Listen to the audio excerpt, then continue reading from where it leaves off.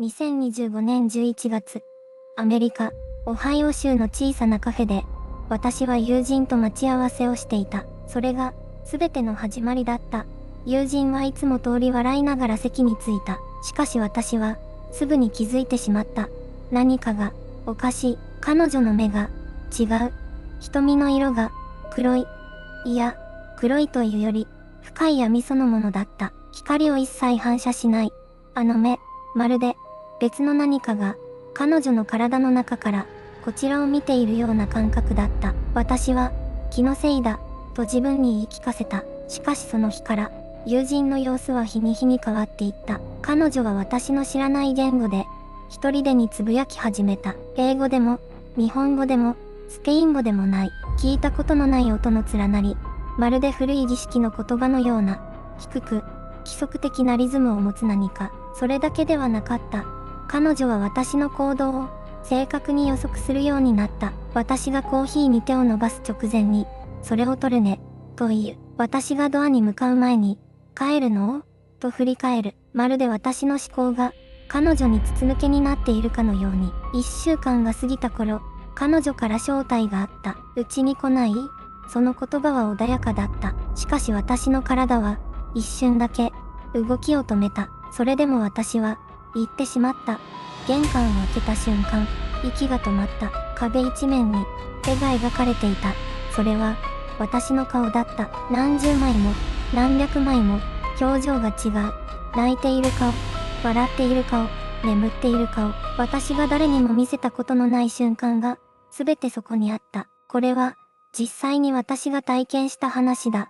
作り話ではない。あの夜から私の日常は、静かに、しかし確実に、変わり始めていた。次は、あの出来事が起きる前の、私のごく普通の日常の話をしよう。私の名前は、ジュンという、オハイオ州の小さな町に住む、ごく普通の20代だ。特別な才能もなければ、特別な不幸もない。そういう人間だった。当時の私は、地元のコーヒーショップでアルバイトをしながら、夜は専門学校の課題をこなす毎日を送っていた。朝7時に目が覚めて、シャワーを浴びて、トースト1枚を食べて家を出る。その繰り返し、誰もが経験するような、何の変哲もない日常だった。友人のルカとは、子供の頃からの付き合いだ。同じ小学校で出会い、気がつけば15年以上の仲になっていた。口数は少ないが、いつも落ち着いていて、一緒にいると安心できる人だった。毎週水曜日の夜、私たちは決まって町外れの小さなカフェで顔を合わせていた。特別な話をするわけでもない。ただコーヒーを飲んで、近況を話して、笑って別れる。それが私たちのリズムだった。2025年11月の、ある水曜日のことだ。その日も私はいつも通りの服を着て、いつも通りのバッグを持って家を出た。空気はすでに冷たく、吐く息が白く見えた。落ち葉が歩道に積もっていて、踏むたびにカサカサと音がした。ヘッドフォンから流れる音楽はいつも聴いている穏やかなプレイリスト。信号を3つ渡って、路地を1本入ると、目的のカフェが見えてくる。小さな木製の看板が風に揺れていた。ドアを開けると、コーヒーの香りが鼻をついた。暖かい空気が体を包んで、ほっとした気持ちになる。ルカはすでに来ていた。いつもの席に、いつものように座っていた。私は手を振りながら近づいた。そこまでは、完全にいつも通りだった。だが、席に座って初めてルカの顔をまともに見たとき、何かが違うと感じた。言葉にはできない違和感だった。空気が、少しだけ変わったような気がした。笑顔は同じだった。声のトーンも変わらなかった。なのに、何かが、確実にずれていた。その正体に気づいたのは、もう少し後のことだ。そしてそれに気づいた瞬間、私の日常は静かに、終わりを告げた。席に座ってから、数分が経った。ルカはいつも通り、コーヒーに砂糖を2つ入れた。かき混ぜるスプーンの音が、カフェの静けさに溶けていった。会話は弾んでいた。笑い声もあった。表面だけを見れば、何も変わっていなかった。だが私の中で、何かが静かに警報を鳴らし続けていた。最初に気づいたのは、匂いだった。ルカの近くに座っていると、かすかに焦げたような、土が湿ったような、説明のしにくい匂いがした。コーヒーの香りに混じって、ほんの少しだけ、最初は気にしなかった。カフェの厨房から漂ってきたのかもしれないと思った。次に気づいたのは、温度だった。ルカが手を伸ばして私のカップを指さした時、その手が私の手首のそばをかすめた。冷たかった。異常なほど冷たかった。11月とはいえ、店内は暖房が効いていた。それなのに、ルカの指先はまるで冬の窓ガラスのようだった。私は何も言わなかった。少し体調が悪いのかもしれない。そう思って、流した。そしてふと、ルカの目を見た。普通の目だった。いつもと変わらない。茶色がかった暗い瞳。でも、何かがおかしかった。瞬きの感覚が、長すぎた。普通、人は数秒に一度、無意識に瞬きをする。だがルカは、ほとんど瞬きをしていなかった。じっと、まっすぐ私を見ていた。視線がずれない。焦点がぶれない。まるで、私の何かを測るように、私は目をそらした。気のせいだと思った。その夜、家に帰ってから、私はルカとのやりとりを何度も思い返した。会話の内容は普通だった。笑顔も、声のトーンも、普通だった。でも積み重なった違和感が、頭の隅に引っかかって消えなかった。匂いのこと、冷たい手のこと、瞬きをしない目のこと、どれか一つなら、忘れられた。でも三つが重なると、無視するのが難しかった。翌朝、私はルカにメッセージを送った。昨日は楽しかった。また会おう。そんな軽い内容だった。返信は一言だけだった。もちろん、ずっと見ていたよ。ずっと、見ていた。その文章を読んだとき、私の指が止まった。会話の流れに沿った返事のようにも読めた。でも何かが、胸の奥でざわめいた。次に会ったとき、私は確かめようと思った。そして次に会ったとき、私は確かに見た。次に会ったのは、3日後のことだった。同じカフェ、同じ席、同じはずだった。ルカは先に来ていた。窓際の椅子に座り、外を見ていた。私が近づいても、振り返らなかった。声をかけるまで、ずっと外を見ていた。待たせた？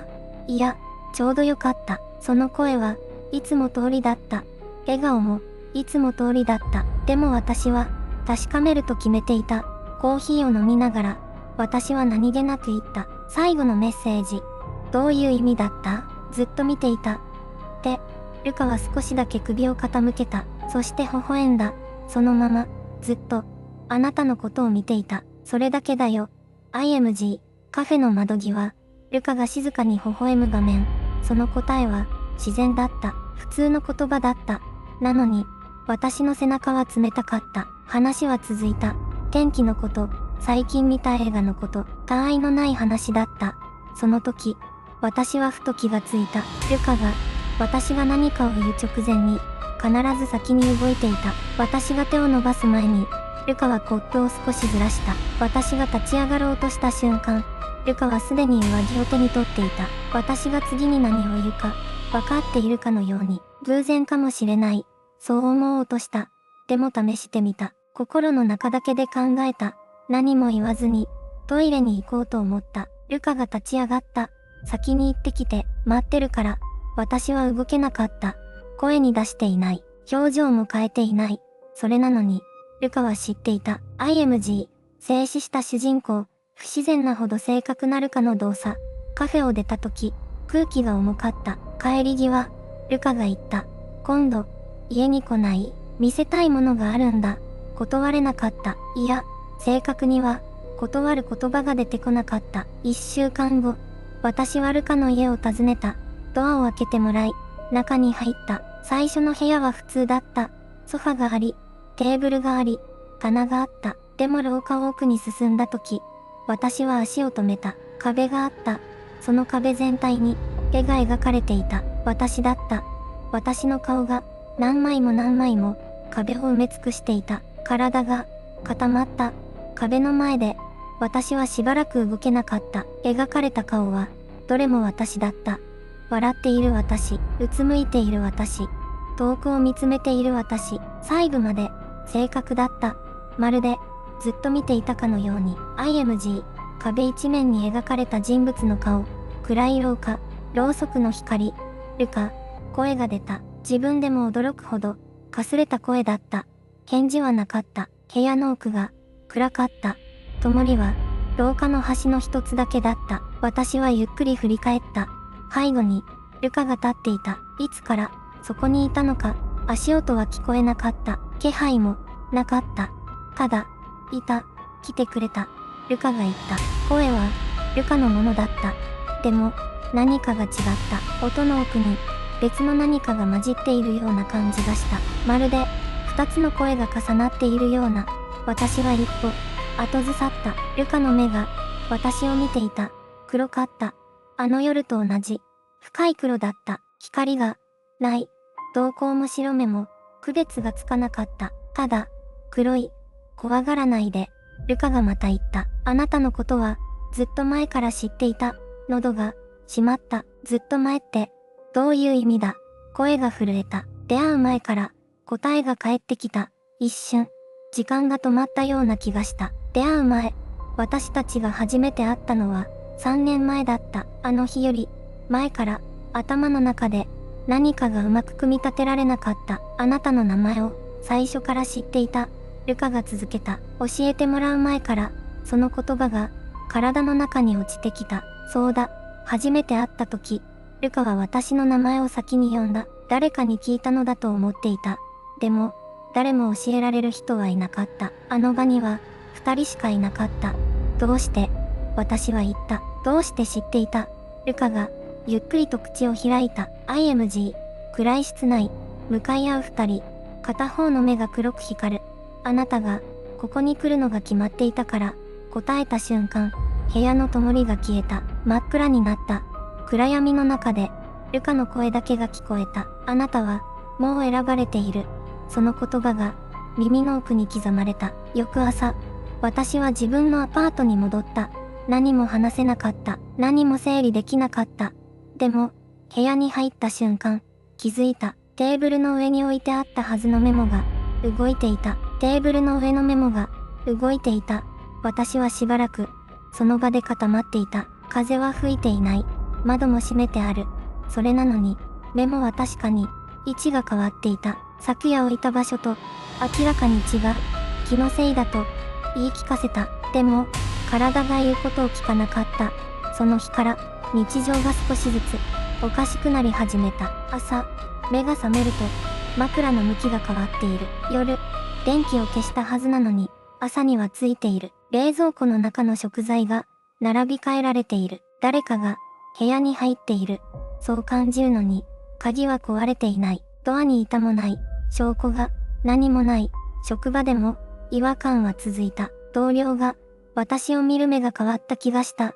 いや、変わったのではなく、何かを知っているような目だった。廊下ですれ違うとき、視線が一瞬、止まる。声をかけようとすると、すっと目をそらす。気にしすぎだと、自分に言い聞かせた。でも、ある夜、それが気にしすぎではないと気づいた。アパートの前に、見知らぬ車が止まっていた。エンジンは切れている。でも、中に人がいた。暗くてよく見えない。それでも、その人物がこちらを見ていることは、はっきりわかった。私は急いで部屋に戻った。カーテンをすべて閉めた。鍵を二重にかけた。息を整えようとしたが、整わなかった。スマートフォンを手に取った。ルカに連絡しようとして、止まった。あの部屋を思い出した。壁に描かれた。無数の私の顔。ルカの言葉。あなたは、もう選ばれている。連絡できなかった。翌日、私は一人で調べることにした。あの夜、ルカの部屋で感じた何かを言葉にしたかった。図書館に行き、古い資料を探した。未知の言語で中ごと枯れることや、瞳の色が変わる現象について見つかったのは、一冊の古い資料だった。タイトルは読めなかった。でも、中のページを開いた瞬間、手が止まった。そこに描かれていたのは、一枚の絵だった。部屋の壁に、同じ顔が並んでいる絵。そして、その中心に立つ人物の顔が、私に似ていた。ページの下に、小さな文字で何かが書かれていた。選ばれたものは、一人ではない。私は、一人ではなかった。でも、それは安心ではなく、さらなる恐怖の始まりだった。次に私が知ることになるのは、ルカが何者であるか、ではなかった。ルカが、なぜ私を選んだか、だった。ルカが、なぜ私を選んだか、その答えは、意外な場所にあった。カフェに戻った私は、あの夜ルカが残したコースターを、もう一度取り出した。薄い紙の裏に、細かい文字が刻まれていた。ただの落書きだと思っていた。でも、光に透かしてみると、それは地図だった。オハイオの、ある建物を示す地図。私はその建物を知っていた。幼い頃、祖母に連れられて一度だけ訪れた。古い教会だった。足が動いていた。気づけば、私はその教会の前に立っていた。扉は、鍵がかかっていなかった。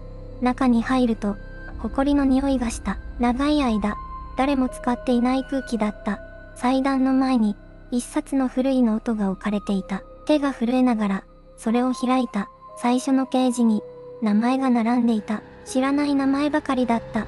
でも、一番下に、私の祖母の名前があった。そして、その隣に、私の名前が、生まれる前から、書かれていた。ページをめくるたびに、記録があった。それは、ある一族の記録だった。数百年前から続く。ある、役割を持つ人間たちの記録。その役割とは、教会を守ること、だった。この世界と、別の何かとの、教会。ルカは、その教会の、向こう側から来た存在だった。そして私は、教会を守る側の、末裔だった。ルカが私に近づいたのは、偶然ではなかった。私の中に流れる血が、向こう側から見えるのだという。灯台の光のように、暗闇の中で輝いて見えるのだという。だから、ルカは私を見つけた。だから、ルカは私を選んだ。でも、それだけではなかった。ノートの最後のページに、警告が書かれていた。守る者が教会を越えたとき、教会は消える。私はあの夜、ルカの家の中に入っていた。呼ばれて、自分の足で、入っていた。冷たいものが、背筋を走った。もしかして、私はすでに、超えていたのではないか。ルカが私の行動を予測できたのも、知らない言葉で語りかけてきたのも、すべて、私が近づくたびに境界が薄くなっていたからなのかもしれない。私は、守るために選ばれたのに、自分で扉を開けていた。電話が鳴った。ルカからだった。画面を見つめたまま、私は動けなかった。そして次の瞬間、扉の向こうから声が聞こえた。もう、逃げなくていい。最後の対面が、始まろうとしていた。扉の前に立ったまま、私は息を止めた。もう、逃げなくていい。その声は、ルカのものだった。でも、違った。低く、重く、どこか遠くから響くような声だった。まるで、深い水の底から浮かび上がってくるような音だった。私はゆっくりと扉に手を伸ばした。指先が冷たかった。扉そのものが、凍りついているような感触だった。押した。ギー、と音を立てて、扉が開いた。IMG、薄暗い部屋の中央に立つルカ。顔は影に覆われ、目だけが黒く光っている。部屋の中は暗かった。窓から差し込む月明かりだけが、床を白く照らしていた。そして、そこにルカがいた。部屋の中央に、ただ立っていた。動かなかった。まるで、ずっとそこで待っていたかのように。ルカ、私は声を出した。自分でも驚くほど、かすれた声だった。ルカはゆっくりと顔を上げた。目が、黒かった。瞳だけじゃない。白目の部分まで、すべてが黒に染まっていた。ずっと見ていたよ。ルカが言った。でも、その口が動いているのに、声は違う方向から聞こえていた。君が最初にこのカフェに入ってきた日から、君の目に映る世界が、ここに繋がっていた。私は後ずさりしようとした。でも、足が動かなかった。床に、何かが描かれていた。細い線で、複雑な模様が床一面に広がっていた。私はその中心に立っていた。逃げられない。ルカが一歩、近づいた。その瞬間、壁に描かれた無数の私の顔が、一斉にこちらを向いた気がした。絵のはずだった。でも、目が、動いた。君を選んだのは私じゃない。ルカの声が、また変わった。今度は、もっと古い、もっと深い何かが乗り移ったような声だった。君が、自分で選んだ。頭の中で、過去の記憶が一気に流れた。カフェでルカと目が合った瞬間、知らない言葉で囁かれた夜、壁に描かれた自分の顔を見た瞬間、全部、私が近づいていた。全部、私が扉を開けていた。怖くない、とルカが言った。もう、こちら側に来ればいい。ルカの手が、こちらに伸びてきた。その指先が、私の手に触れた。冷たかった。でも、なぜか、引き寄せられそうになった。その時、私の頭の中で何かが叫んだ。逃げろ。と、今すぐ。と、私は全力で手を引いた。ルカの顔が、一瞬、歪んだ。驚いたような表情だった。私は走った。廊下を、階段を、玄関を、外に出た瞬間、冷たい夜風が顔を叩いた。振り返らなかった。ただ、走り続けた。あの夜から、ルカには二度と会っていない。でも、それで終わりではなかった。あの部屋で起きたことの本当の意味を、私が知るのは、もう少し後のことだった。あれから、何ヶ月が経った。2026年の春が来ても、私の中にはまだあの夜が残っている。消えないシミのように、IMG、静寂な部屋、窓から差し込む淡い朝の光、主人公が一人座っている。あの家を飛び出した夜、私は近くのコンビニに駆け込んだ。息が切れていた。手が震えていた。店員が心配そうな目で私を見ていたのを、今でも覚えている。私はルカに連絡しなかった。できなかった。翌日、ルカからメッセージが届いた。たった一言だった。気づいてくれてよかった。その意味が、今もわからない。IMG。スマートフォンの画面に映る短いメッセージ。読もうとして止まる指。あの部屋の壁に描かれていた私の顔。あれは何十枚あったのだろう。数えられなかった。でも、それぞれの表情が違っていたことだけは覚えている。笑っている顔、泣いている顔、驚いている顔。まるで、私の感情のすべてを記録したかのように。ルカはいつから、あれを描き始めていたのか。私たちは10年来の友人だった。子供の頃から知っている。誕生日も、好きな食べ物も、苦手な色も知っていた。だからこそ、怖かった。あの黒い瞳が、見知らぬ誰かのものに見えたとき、IMG、二人の子供時代の写真、赤夜色に色あせていく。あれ以来、私は人の目を見るのが苦手になった。カフェで誰かと話すとき、無意識に目線を外してしまう。相手の瞳の色が、ほんの一瞬でも変わったような気がすると、胸が締め付けられる。それは恐怖ではない。とは言えない。でも、あの夜起きたことが、すべて悪夢だったとも思えない。ルカは今、どこにいるのだろう。オハイオの街に今もいるのか、それとも、どこか別の場所へ行ったのか。誰かに聞く勇気が、私にはなかった。IMG、夕暮れのオハイオの街並み。人々の中に一人の影。ただ、一つだけ確かなことがある。あの夜、私の中の何かが変わった。世界の見え方が、少しだけずれた。目に見えるものが、全てではないのかもしれないという感覚。それは今も、私の中に静かに息づいている。消えない問いとして、これで終わりではない。本当の意味は、まだ先にある。次の話で、全てが明かされる。それでも、私は前に進もうとした。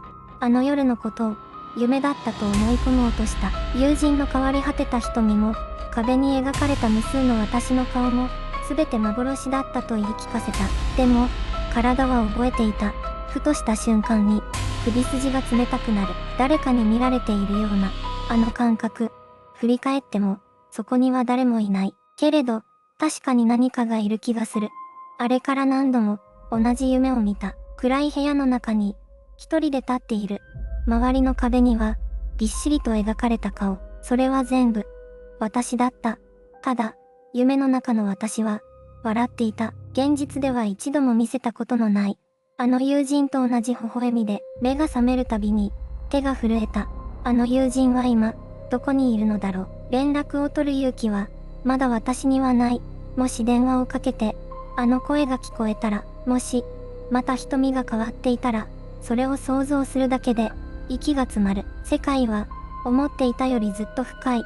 表面だけを見て、すべてを知ったつもりになっていた。でも、あの夜以来、私は気づいてしまった。見えているものは、ほんの一部に過ぎない。その奥には、私たちの知らない何かが静かに息をしている。ずっと、そこにいたのかもしれない。私が気づく前から、あなたが気づく前から、物語は、まだ終わっていない。次の夜、また何かが動き始める。あなたも、目を離さないでほしい。